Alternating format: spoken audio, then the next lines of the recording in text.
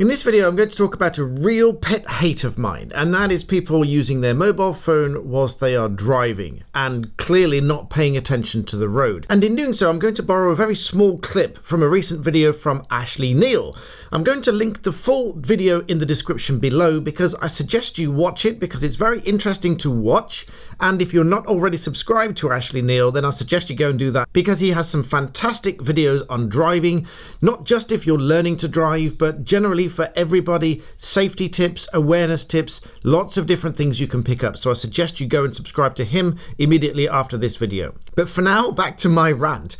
Now, this is a real pet hate of mine, people using a mobile phone whilst they are driving because it takes their attention off the road. So the video I'm referring to is over 4 minutes long, and for virtually the whole duration of this video, Ashley's camera is watching this car and the lady is on her phone on and off all the time throughout the entire video.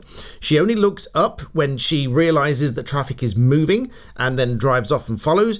But even then, as you'll see in a moment, she's not even looking at the road all the time because sometimes she's looking at a mobile phone. So I'm going to show you a tiny clip of this and then make some comments as to the law and potential driving offences, but then direct you to watch the full video on Ashley's channel. So first of all, taking one or two stills, you can see from this still here, this lady is clearly looking at her phone, which is directly in front of her face. Now, as Ashley quite rightly says in his video, it doesn't matter whether you are sitting in stationary traffic or not. You should not be using your mobile phone in this fashion. In another still, you can see she's looking down at the mobile phone. She's not looking at the road ahead, but this is not even the highlight of this video. At this point in the video, you can see there's a motorcyclist next to her, but if you look very closely, you can still see that she is still looking down at the mobile phone. As Ashley questions, does she even know that this motorcyclist is next to her? Because if she doesn't, that could make it extremely dangerous. But what really does it for me is this clip here, where you can see that she is clearly not paying attention to the road because she's still looking down at her phone, and as she starts to wind forward because she subliminally realizes the rest of the traffic is moving, she's still not looking at the road and still doesn't realize where she's headed, and yes, she bumped straight up the curb. But if I pause it at this point here, you can see on the side of this video there are people standing on the curb on the right hand side. So this is going to feature in my discussion on the potential offences in a moment, because these people are standing on the footpath and she has literally just mounted the footpath without even realizing it, without even looking at it, and certainly without looking at the pedestrians on the side of the road, because you can clearly see that she is looking down at her mobile phone. So with that in mind, let's look at a couple of offences that might be at play here. And this is aside from the obvious offences of not using your mobile phone whilst you're driving, which itself carries points and a fine. The first offence I'm going to look at is driving without due care and attention, which is under Section 3 of the Road Traffic Act 1988. And the offence of driving without due care and attention is exactly what it sounds like, driving without the due care and attention to the road and the surroundings around you. It's what many people refer to as careless driving. This is committed when a defendant's driving falls below the standard expected of a competent and careful driver, and the maximum penalty for which is a level 5 fine, which essentially means it's an unlimited fine.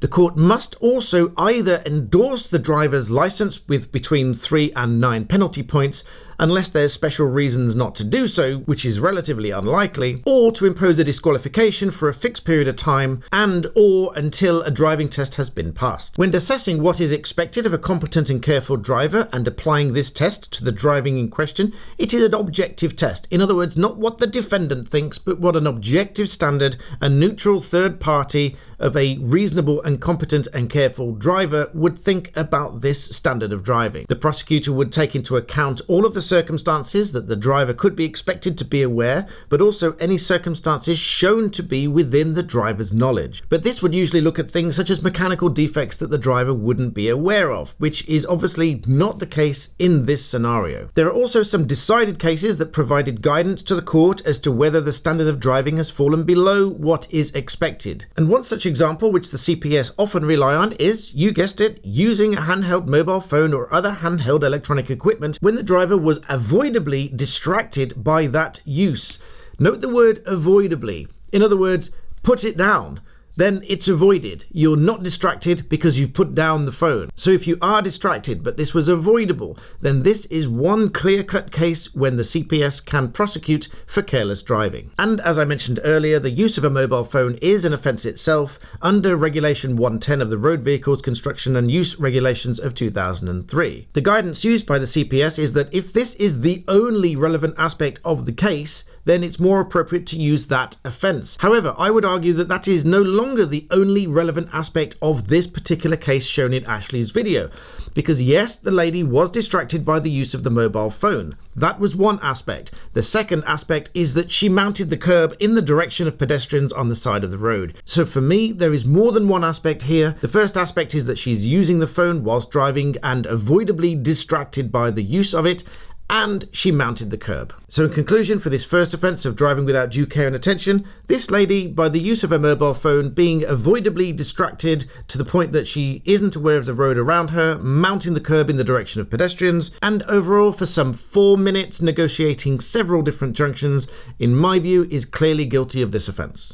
The second offence is far more serious and often not chosen by the prosecutor for fear that it might not result in a successful prosecution, and that is for dangerous driving.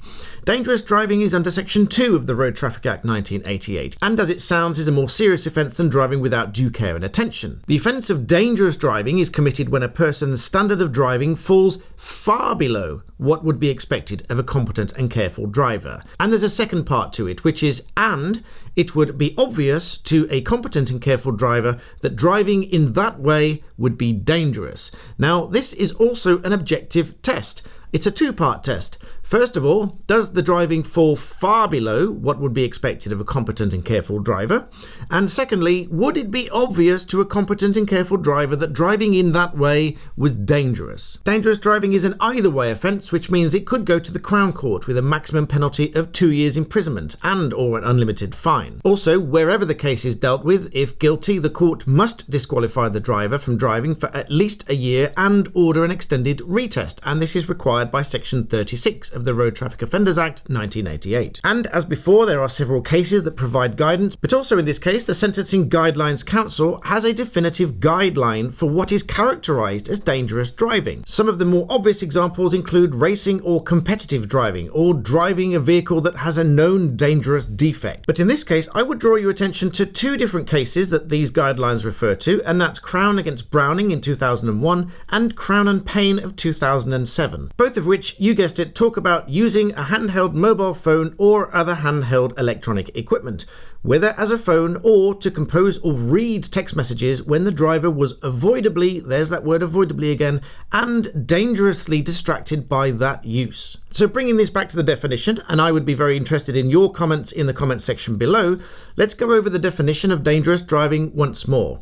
Dangerous driving is an offence committed when a person's standard of driving falls far below that would be expected of a competent and careful driver, and it would be obvious to a competent and careful driver that driving in this way would be dangerous. Taking the definitive guideline that's been derived from these two particular cases when using a handheld mobile phone whilst avoidably and dangerously distracted by that use, I would suggest that the example in this video where this lady is using this mobile phone, she is dangerously distracted to the extent that she mounts the curb in the direction of pedestrians at the side of the road before even realising it. So all I can really say to sum up this video is lots and lots of people are killed on the roads every year because of dangerously distracted people using their phone. I see it every day and it's a real pet hate of mine. So if not just for the risks of being prosecuted for it, think of the lives that are taken and ruined every year because of people being dangerously distracted by their mobile phone. And just as a reminder, Ashley's full video is linked in the description. Go and check that out. Subscribe to Ashley if you haven't already done so, but please make sure you like and subscribe to this channel and I'll see you next time.